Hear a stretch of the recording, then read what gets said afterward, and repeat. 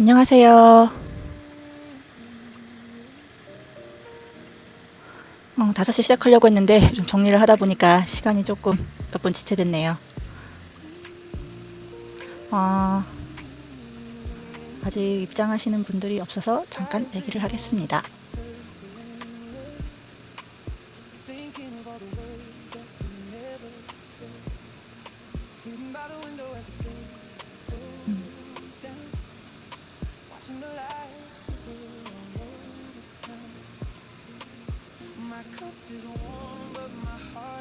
안녕하세요. 이제 제 나름의 시간이니까 이제 시작을 해보려 합니다. 자,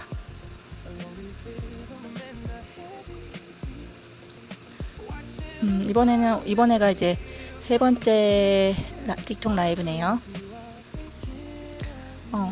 무엇을 얘기할까? 첫 시간에는 우리가 이제 사주나 운명을 바라보는 거에 대해서 너무 절대적으로 맹신하지 말고 우리의 여러 가지 변수들을 생각해서 우리의 삶을 바라보자고 그때 얘기 드렸어요. 그래서 이제 운명의 여러 가지 다양한 변수 요인들을 첫 시간에 얘기 드렸었고, 두 번째는 백번 김구 선생님의 삶에 대해서 이야기를 했어요.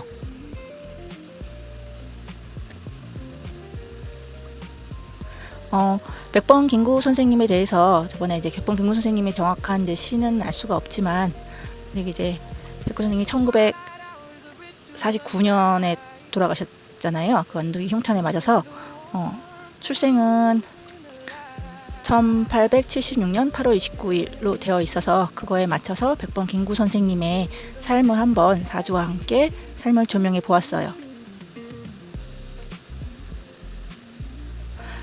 자, 그러면 오늘 얘기 드릴 것은 단종과 세조의 이야기를 해보려 합니다. 자, 오늘은 기사일이네요. 자, 논어에 이런 말이 있습니다. 부지명, 무의, 위군자야. 이 논어 요할편에 나오는 말인데, 명을 알지 못하면 군자가 될 수 없다. 즉 공자가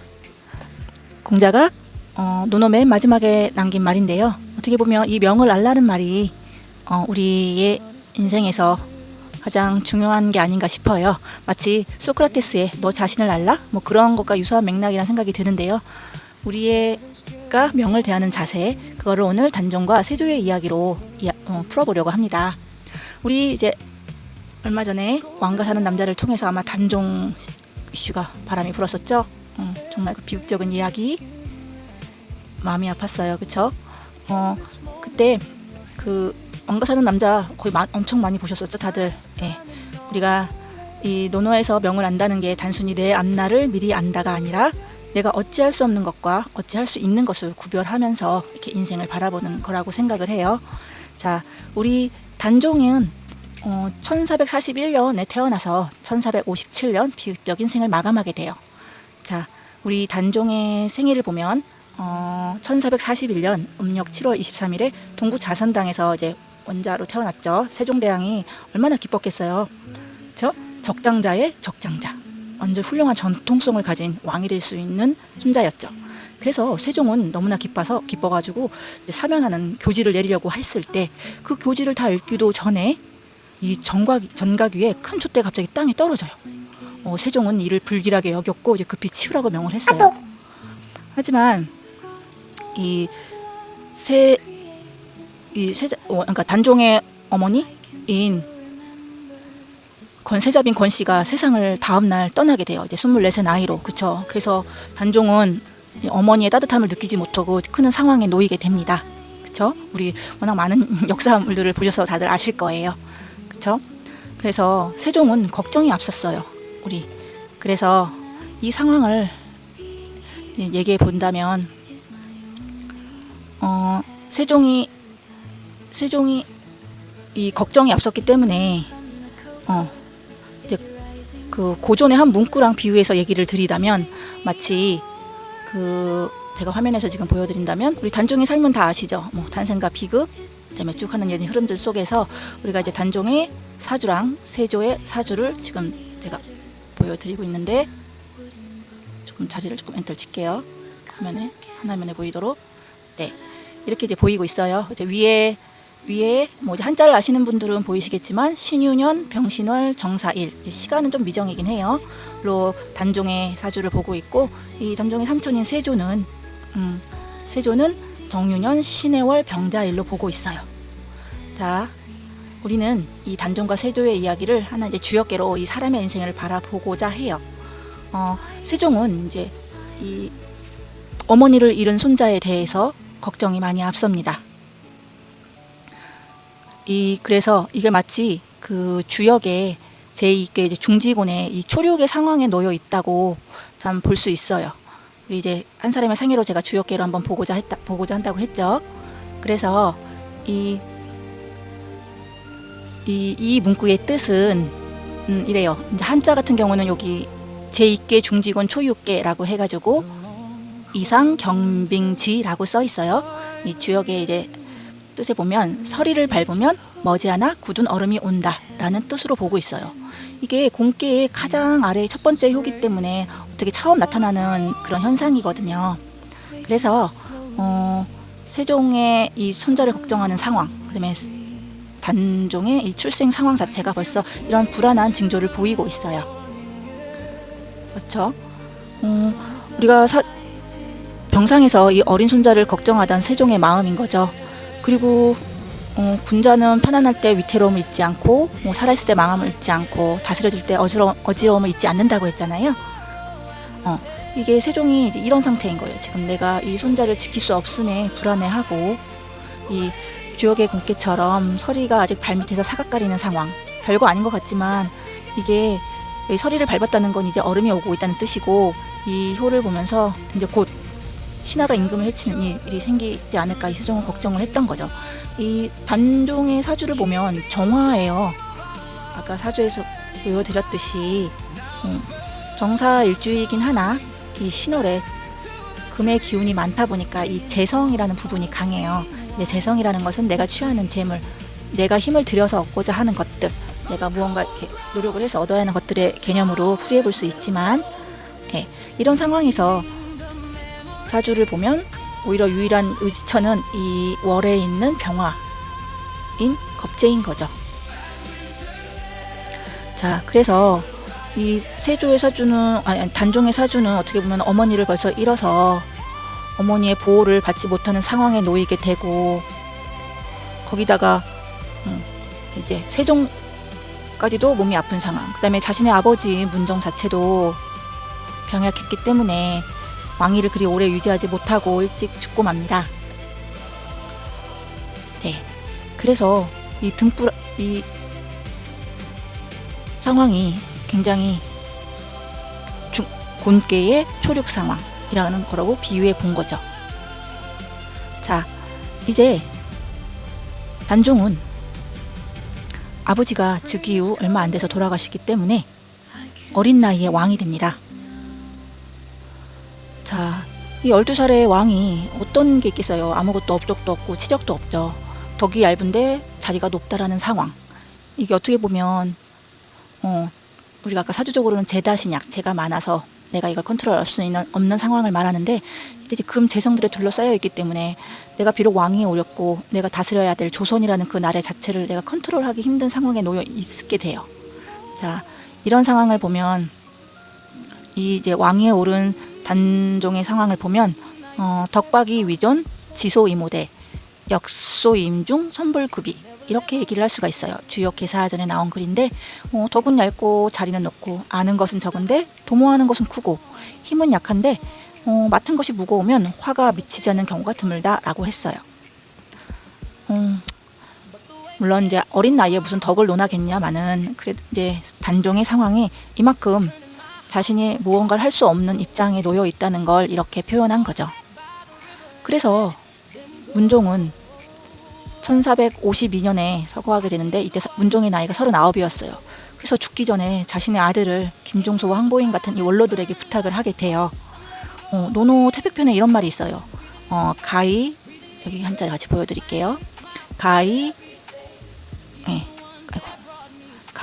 탕육 척지고 가히 기백 리지명 임대 절이 불가타랴 군자애녀 군자애냐라고 했어요. 근데 말 그대로 자식을 이 큰 고비에 임했을 때 뜻을 빼앗기지 않을 사람, 그런 군자 같은 사람들에게 아버지는 맡긴다고 생각을 했겠죠. 12살에 왕이 된 단종, 이때가 임신년이었어요. 임신년. 아까 단종의 사주 정화 입장에서 임은 정인에 해당하죠. 정관에 해당하죠. 그때 왕이 됐으니까요. 이때 수양대군은 36이었어요. 정치적으로 가장 무르익고 아주 야욕을 보이는 나이가 되겠죠. 예. 사주로 정관운에 임신년에 단종은 왕이 됐어요. 자, 재성이 강한 상황에서 내가 다스려야 할 대상인데, 이 조선이란 나라, 이걸 재성으로 봐야 되겠죠. 이 정화는 이걸 감당할 수 없는 상황에 놓이게 된 거죠. 그래서 이 상황을 아까 덕박이 위존 지소이모대 역서임중 선불급이라고 표현했었죠. 주역 개사전에 나온 말로. 네. 자, 이제 왕위에 올랐지만 수양대군은 야욕을 보이기 시작해요. 그래서 1453년 우리가 알고 있는 계유정난을 일으키게 되죠. 그래서 단종의 그 보호막이었던 원로들을 다 죽입니다. 그래서 이때 단종의 그 월간했던 비겁이 이제 겁제라고 병화가 떠 있는데, 이 월주라는 게 부모와 형제, 집안 이런 어른의 자리를 의미해요. 어떻게 보면 이 단종에게는 이 삼촌이라는 입장이 나를 도와주는, 부모 자리에서 나를 지켜주는 보호 세력이어야 하는데 그러지 못했죠. 어떻게 보면 이걸 또 다른 의미에서는 두 가지로 볼 수 있을 것 같아요. 금성대군도 우리 있잖아요. 나를 보호해주는 한 사람, 나를 끌어내리려는 한 사람. 자, 이때 1453년 단종의 입장에서는 운이 바뀌는 시기에서 계유년이 온 거죠. 자, 그러면 우리가 이제 이 계유정난의 의미를 보고자 한다면 이거는 겁제의 위협을 느낄 수 있어요. 겁제의 위협. 이게 어떻게 보면 숙부의 존재를 의미하게 되는 거죠. 그렇죠? 그래서 이런 상황을 어떻게 보면 이 세조 단종의 사주를 보면 월주에 병화가 떠 있는데, 마침 세조의 사주도 병화일간이네요. 뭐 이런 건 이제 우연찮게 떨어진 경이지만 어쨌든 병화의 겁제 세력이 나를 위협하고 있는 상황에 놓였다. 그래서 논어 계시편에 보면 공자가 이런 말을 해요. 오공, 한자를 같이 보여드릴게요. 오공 개손지우 부재전유, 그 다음에 이제 소장지내야 라고 했어요. 12살의 왕이 오른 입증에서 아까 덕박의존 얘기 드렸었죠. 네. 논어 계시편에 이런 말이 있는데, 이게 보면 어떻게 보면 집안의 근심이 바깥에 있는 게 아니라 단장 밖에 있는 것이 아니라 담장 안에 있다는 의미로 사용할 수 있어요. 계유정난, 뭐 외적이 쳐들어온 것도 아니고 단순히 숙부가 나의 보호막들을 치는 사건이었던 거죠. 이때는 1452년 임수 정관일 때였고, 지금 1453년은 계유년. 이 단종 입장에서는 7살에 해당해요. 그리고 단종의 이 사주적으로 봤을 때는 대운이 바뀌는 첫 해이기도 하고요. 이제 뭔가 변화가 일어난 거죠. 관의 변화가. 자, 그래서 결국 이 상황에서 우리 세조는 이제 주변의 인물들을 다 치고 자신이 이제 이 정권을 다 차지하게 되죠. 그런 상황에서 결국 단종은 세조에게 선의를 하게 됩니다. 그렇죠? 그러면 이제 세조의 같은 사람, 세조의 사주를 본다면 아까처럼 병화, 그렇죠? 물이 엄청 강하죠? 월에 해자가 있고, 저 신의 월이고, 이게 관이 강해. 그리고 재성이 관사를 생하는 재생관살의 형태를 갖고 있어요. 관살 혼접의 형태에다가, 그리고 인성이 뚜렷 보이지 않고 만약 해중 간목의 지장간에만 보인다고 치니 이 사람은 늘 평생 명분에 목마른 상황이 되겠죠. 그리고 재생관 같은 경우는 사랑과 재물을 써서 권력을 만드는 그런 상황으로 해석할 수도 있어요. 우리 한명회나 걸람회나 신숙주 같은 이런 사람들이요. 그런 사람들이 결국 세조를 왕으로 만들게 되죠. 자, 그래서 세조의 사주를 보면 이 화면에 보이는 것처럼 구성이 되어 있고, 권력을 추구하는 그런 게 굉장히 압도하고 있는 구조예요. 그렇죠? 세상이 생하고 한명회나 걸라면 신수 같은 이런 사람들을 재성으로 보고 관을 생하는 구조로 본다고 하는 거죠.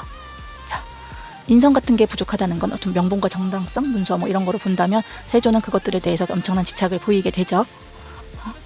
자, 39. 자, 세조는 왕이 된 나이입니다. 형은 39에 서거했지만 이때가 을해년이에요.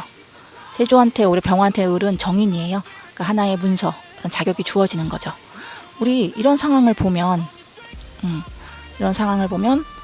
계유정난, 아까 제가 말씀드렸죠. 오공개선지후 부재조뇨 이재수정지야. 걱정이 내 담장 안에 있다.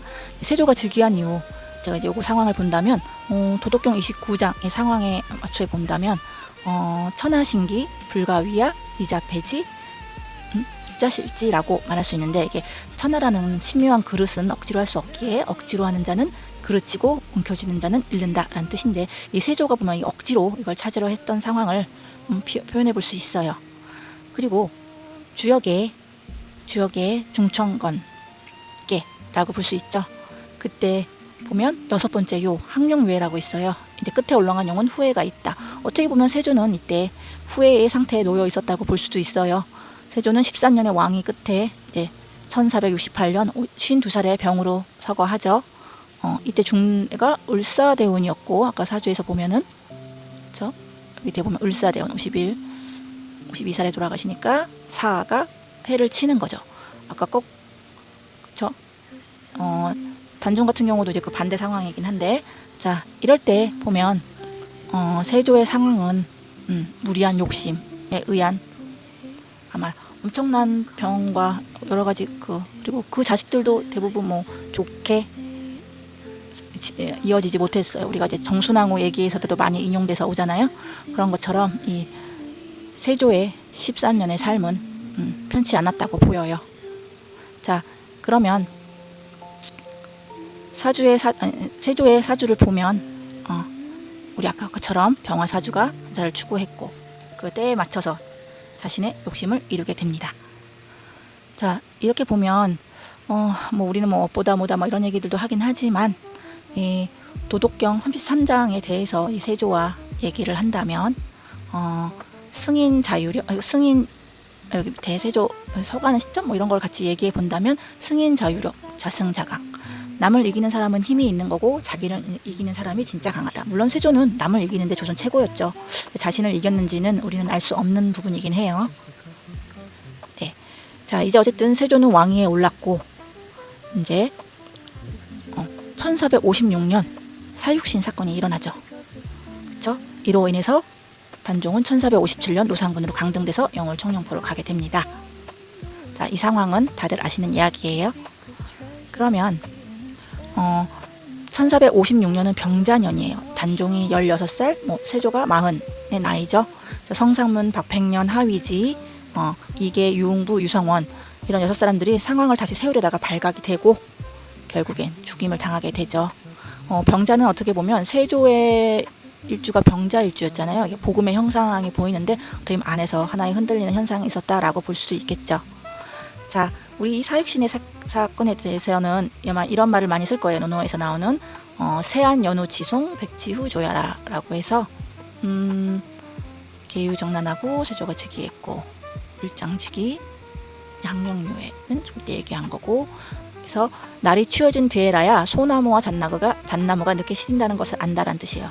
이게 이제 그 충의를 드러낸 문구였죠. 이제 위령공평 같은 경우를 볼 때도 지사인인 무구생이해인 유살 신이성인라고 해서 뜻있는 선비는 살자고 인을 해치지 않고 몸을 죽여서 인을 이룬다라고 했어요. 다음에 어떻게 보면 요 면에서 살신성인이란 말이 나왔고 그걸 이제 사육신에 비해서 생각해 볼 수 있겠죠. 자, 이제 다음에 1457년 정축년이 됩니다. 단종은 17살이고 세조는 41예요. 자, 노상군으로 강등돼서 영월로 간 단종. 자, 여기서 단종의 삶은 그 끝을 맞이하게 됩니다. 이때 정축년을 보면 사주에서 우리가 정축년을 한번 볼까요? 예. 우리가 사유축이라는 삼합이 있어요. 이제 금의 기운이 강한 국을 이루게 되는데 이때 정축년이 이 금의 기운이 강해지는 해라고 볼 수도 있겠죠. 그래서 원래 이 단종의 사주를 보면 재성이 강해서 감당 못하는데 그 무게가 더 커졌으니 그리고 또한 이 가보대운에서 나를 그나마 버텨주던 인성의 성분이 이 어떻게 제극인 금이 목을 치는 현상으로 나타내 볼 수도 있을 것 같아요. 김종서, 문종의 아버님의 아버지의 유언, 사육신 등이 다 방패마개들이 다 잘려나가게 됐었기 때문에 이 상황이 온 거죠. 그래서 어떻게 보면 이 주역 64개에 이 36번께 우리 지화명이라는 깨가 있어요. 어떻게 단중에 죽음을 이런 상황에 빗대어 볼 수 있을 것 같은데 밝을명의 상할리, 밝음이 상한다라는 뜻이에요. 위가 땅이고 아래가 불, 해가 땅 속으로 들어간 거죠. 물론 이 지화명의 앞에는 화지진이라는 괴가 있어요. 35번째 괴인데 나아갈진, 해가 땅 위로 올라온 괴죠. 어떻게 보면 단종이 높은 왕위에 있을 때가 화지진의 괴로 상황을 말할 수 있고, 이제 단종이 그 영혼에서 죽음에 이르렀던 상황은 지화명의 상황으로 우리가 삶을 비교해 볼 수 있을 것 같아요. 자, 주역에서는 용회이명, 오히려 어둠을 써서 도리어 밝힌다라고 했는데 감춰진 밝음은 언젠가 다시 나오겠죠. 그걸 의미하는 거라고 봐요. 자, 이제 우리가 알고 있는 단종은 백성들 사이에서 이제 기억돼서 결국 1698년 숙종 24대 복위가 되죠. 241년 만에. 예. 그래서 이 상황을 보면 우리가 주역계로 지례복이라고 표현해 볼 수 있어요. 우리가 흐름에서 아까 봤던 것처럼 지례복, 돌아오다, 회복이 되는 거죠. 왕의 자격이. 그래서 이 상황을 보면 지화명의 상황에서 이제 명익괴에 대한 설명 석계전에도 지는 나아갑니다. 반드시 나아가면 상함이 있다 라고 해서 죄송합니다. 상함이 있다라고 했어요. 어떻게 보면 12살에 왕이 되고 13살에 지켜줄 사람들을 다 잃고 14살에 왕위를 내주고 17의 영월에 가서 그 다음에 이제 죽음을 맞이하게 되죠. 너무 어린 나이에요. 현대에서 초등학교 5학년 에서 고등학교 이쯤 나이밖에 되지 않은 사이에 참 힘들었던 시간을 보내게 된 거죠.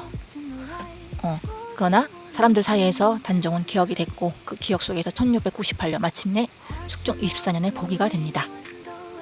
자, 이때를 보면 우리 흐름을 아까 봤었죠. 단종 복원. 우리 아까 보면 중직원 꾀에서도 물론 이 단종의 상황이 이제 위험을 예고하는 그런 상황을 의미했고, 그다음에 단종에 놓인 사항들이 날 보호했던 모든 것들이 깨져나가는 상황, 이거를 23개 선지박으로 표현을 할 수 있어요. 깎을박 전부 끊어지고 맨 위에 하나만 남아있는 상황의 괴를 말하는 거죠. 그래서 어떻게 보면 이 주변에 김종서, 안평대고 사육신 이런 나의 사람들이 모두 깎이는 23번째 괴의 상황에서 죽음으로 지화 명예의 꾀로 이어진다고 볼 수 있어요. 하지만 이 23개 이 산지박 꾀를 보면 마지막에 남아있는 석과 불씨, 큰 열매는 먹히지 않는다라는 의미가 있어요. 나무 꼭대기 열매 하나는 남겨놓는 게 우리나라도 풍습이기도 하긴 하지만, 자, 주역에서 우리 23번째 다음 꾀가 바로 24번째인 지례복괴예요. 지례복교 박괴를 지례복은 어떻게 보면 이 괴의 모양이 좀 작아서 보이실지 모르겠는데, 산지박이라는 개 23번의 괴를 뒤집어 놓은 게 24번 지례복괴예요. 그래서 개 아까 보셨었나요? 예, 너무 작아서 잘 안 보이시나? 어떻게 보면 주역에서는 이 석계전에 이렇게 설명을 해놨어요. 박괴를 뒤집으면 복괴인데 물불가이종진 박궁상반하 고수지복이라고 표현해놨어요. 사물은 끝내 다 없어질 수 없다. 깎임이 맨 위에서 닿으면 아래로 되돌아온다. 그래서 박 다음을 복으로 받는다 라고 써여 있죠. 수천 년 전에 그렇게 배열해놨다는 거죠. 자, 이게 공자 때 아마 좀 정리가 되고 했으니까 2000년 전이라고 봐도 되겠네요. 반복기도, 또 복계의 단전에 보면 반복기도 7일 내복 천행야 그 길을 되돌아 이래 만에 돌아오니 이것이 하늘의 운행이다 라고 했어요. 그렇죠? 그리고 지례복, 복이란 기견천지지시모, 복에서 천지의 마음을 볼 수 있구나 라고 얘기를 했어요. 이 주역에서 천지의 마음을 본다라는 건 어떤 화려함 또는 가장 상위에 있는 한경회 같은 이런 상황에서 보인다고 하기보다는 다 깎이고 어두워지고 캄캄해진 이 상황에서 아래에서 양 하나가 슬며시 올라오는 거예요. 지례복. 그래서 24번째 개에서 우리 천지의 마음을 볼 수 있구나 라고 표현되어 있어요. 단종에게는 어떻게 보면 복원된 사건이 지례복에 해당하겠죠. 241년 만에 이게 제가 처음에 이제 논어의 처음 먼저 문장을 읽었었잖아요. 부지명, 무의, 위근자야. 명을 알지 못하면 군자가 될 수 없다. 공자가 또 이런 말을 써요. 도지장 행야여 명야, 도지장 폐야여 명야라. 도가 행해지는 것도 명이고 도가 무너지는 것도 명이다 라고 했어요. 어떻게 보면 이 삶을 보면 무너지고 그러니까 왕이 되는 행해지고 또 무너지고, 그러니까 왕에서 내려와서 죽음에 이르는 이런 것들도 어떻게 보면 다 그 명에 속하는 게 아닐까라고 이야기하는 것 같아요. 공자는 그래서 이렇게 무너지는 것도 명이라고 인정했기 때문에 이 인정한 상에서 무엇을 해야 되냐? 그냥 묵묵히 자기 일을 해야 한다고 했어요. 우리가 사주를 본다는 건 어떻게 이제 결말 이런 걸 예언한다는 그런 입장보다는 나의 구조를 알려주고 나한테 뭐가 넘쳐나는지 뭐가 모자라는지 이런 것들을 들여다본다고 생각해요. 제가 처음에도 말했죠. 자기 수양의 학문이라고. 단종한테 모자랐던 건 지켜줄 사람이었던 것 같아요. 근데 이제 그 지켜줘야 할 월주에 있던 겁재가 흉한 작용을 했던 거죠. 자, 어떻게 보면 이걸 우리 인생에서 의미를 해보면 이런 키워드를 좀 가져와 볼 수 있을 것 같아요. 보호의 의미. 자, 나는 보호받는가. 이게 제일 아픈 상황이 겁재라는 상황. 이 겁재가 나를 살려줄 수도 있지만 내 것을 빼앗아 갈 수도 있어요. 이 단종과 세조의 이야기에서는 왕권 찬탈의 이야기로 표현이 됐지만 어떻게 보면 이 우리 삶에서 우리가 일반 살아가는 삶에서 직책은 있는데 권한이 없는 사람 같은 경우, 가족 안에서 조금 마음 둘 데가 없는 사람, 또 관계는 유지하는데 보호받는 느낌이 없는 사람들, 또 남들 보기에 가진 게 있어 보이지만 결국 속이 너무 외로운 사람, 이런 사람들이 어떻게 보면 보호의 그런 것들이 필요한 상황이 아닌가 싶어요. 제다신약인 경우로 사주로 비유한다면 같이 나를 들어줄 사람이, 보호해줄 사람이 필요하겠죠. 자, 지금 내 곁에 있는 사람들 중에서 나를 보호해줄 사람은 있나요? 아니면 내 걸 가져간 사람들인가요? 이런 것들 한번 생각해 보셔도 될 것 같아요. 두 번째 또 인생의 키워드를 생각해 본다면 시기, 어떤 때예요. 나에 맞는 때인가. 단종은 너무 이른 나이에 왕이 됐어요. 보호할 세력이 없는 상황에서 부모도 안 계시고 보호해줄 할아버지 할머니도 없었어요. 그런 상황에서 원로들까지도 다 그 수양대군의 계유정난에서 다 깎여나갔고 사육신마저도 그랬고요. 그래서 이 단종은 나를 보호해줄 그 때가 좋지 못했어요.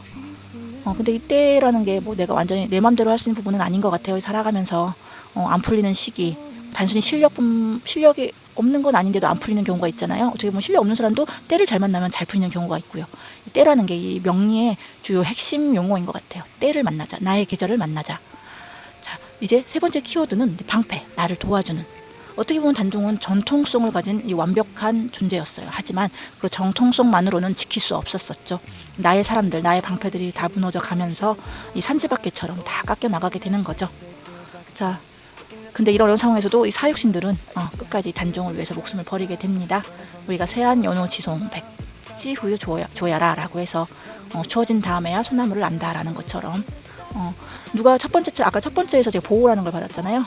나를 보호해주는 것이 있는가? 내 곁에 누가 있나요? 라고 제가 물어봤었죠. 마찬가지로 내 방패라는 입장에서 볼 때도 어떻게 보면 가족 안에서 제일 약한 사람이 밀릴 때, 또 친구가 억울한 일을 당했을 때, 회사에서 부동산 사건을 봤을 때 과연 내가 가만히 있으면 편하죠? 근데 말하면 불리해지는데요. 나는 과연 누군가의 방패가 될 수 있을까요? 우리는 이런 계유정난 이런 앞에서 절대 나설 수가 없었을 거예요. 그래서 왕가 사는 남자의 이야기가 어떻게 보면 가슴 아팠던 것 같아요. 그렇죠? 내 옆에 누군가 있어줬다는 거. 자, 우리 네 번째는 우리 기억이에요. 이건 어떻게 보면 우리의 노력으로 만들 수 있는 부분일 것 같아요. 앞에 나를 보호해 주는 거, 나의 때를 만나는 거, 내가 누군가의 방파가 되어주는 거, 이런 것들도 어떻게 보면 쉽지 않은 일인데 기억하는 거. 어떻게 보면 우리가 억울하게 밀릴 때가 있잖아요. 내 말이 먹히지 않을 때고 이런 억울하게 사는 삶에서 이게 그당 바로바로 해결되지 않을 수도 있어요. 한참 지난 후에 그 억울함이 풀릴 수도 있는 거고, 아니면 내가 죽은 다음까지 풀리지 않을 수도 있어요. 그래서 인간의 삶이라는 게 참으로 버라이어티하죠. 그래서 모든 진실이 당대에 꼭 밝혀지는 것도 아니고 어떤 이름은 시간이 걸려서라도 그럼에도 불구하고 돌아오지 않을까 싶어요. 단종의 이야기만 봐도 241년 만에 단종 본인이 이제 복위가 됐으니까요. 이거는 백성들, 산 사람들, 영원 사람들이 이 단종을 기억하고 또 선비들이 상소를 올리면서 그 기억의 힘으로 다시 복원이 된 거라고 봐야 되겠죠. 석과 불식, 아까 우리가 주역기에서 얘기했었잖아요. 한지박에서 큰 열매는 먹히지 않는다. 그 연에서 씨앗이 남게 되는 거죠. 그 씨앗은 그냥 생기는 건 아니에요. 누군가의 노력으로 누군가 그거를 심어서 키워내야만 지혜복 기다릴 수 있는 거예요. 복은 저절로 오는 게 아니죠. 기억하는 사람이 있어야 오는 겁니다. 자, 이렇게 우리의 인생에 있어서 단종과 세조의 이야기를 통해서 우리의 삶을 한번 이야기해 보았어요. 어떻게 보면 보호받지도 못했고 때를 얻지도 못했고 방패들도 다 무너져갔던 단종. 그러나 백성들은 기억을 했죠. 그 기억의 힘으로 다시 복원될 수는 있었고요. 우리가 어떤 집에 태어날지, 또 어떤 자리에 앉게 될지, 또 내 앞에 누가 있을지 이런 거는 내 마음대로 다 선택할 수는 없어요. 하지만 내가 사람들에게 어떻게 기억되느냐 이런 것들은 약간 자신의 노력이 들어가 있다라고 봐요. 그렇죠? 누구를 기억할지, 내가 누구 편에 설지, 누군가를 도와줄 수 있을지 이런 것들은 다 내 선택에 의해서 정해지는 거니까요. 처음에 논어를 얘기 드렸었잖아요. 부지명, 무의, 군자야라고 해서 명을 알지 못하면 군자가 될 수 없다라고 한 것처럼 어떻게 보면 내 명을 안다는 거, 그거는 어떻게 보면 앞날을 아는 게 아니라 내가 처음에도 말씀드렸듯이 어찌할 수 없는 것과 어찌할 수 있는 것을 구별하는 것으로 본다고 얘기 드렸었죠. 자, 어떻게 보면 보호받고 때를 만나고 나를 내가 지키는 방패 역할을 한다든가 또 나의 방패를 얻는다든가 등은 어떻게 보면 나의 삶에 좀 명이라고 봐요. 내가 어찌할 수 없는 것의 명. 하지만 어찌할 수 있는 것은 우리의 노력이에요. 내가 누군가의 기억에 남을 수 있는 그런 노력을 할 수 있는 건지. 공자가 이런 말을 했죠. 도지장 행야여 명야, 도지장 패야여 명야. 도가 행해지는 것도 명이요, 도가 무너지는 것도 명이다 라고 했었잖아요. 그래서 어떤 상황이든 도가 무너지더라 하더라도 우리는 자기 할 일을 해야 한다는 것, 그게 살아가는 답이다 라고 공자는 주장을 하는 거죠. 우리가 사주를 볼 때도 이런 자세로 내가 뭐가 모자란지 또는 뭐가 넘치는지 그런 것들을 알고 우리가 그 노력으로 부족한 걸 채우고 넘쳐나는 건 덜어내는 이런 노력을 하는 게 우리의 삶이라고 볼 수 있어요. 자, 이제 지금 이 순간 우리는 내가 방패가 되어줘야 할 사람이 있다면 오늘 밤 한번 연락을 해보세요. 내가 도와줘야 될 사람. 그렇다면 난 누군가의 기억에 남는 사람이 되겠죠. 자, 지금까지 이야기를 들어주셔서 감사하고요. 네, 오늘은 여기까지 하겠습니다. 감사합니다. 다음에 편안한 저녁 되시고요. 다음에 또 찾아뵙겠습니다. 감사합니다.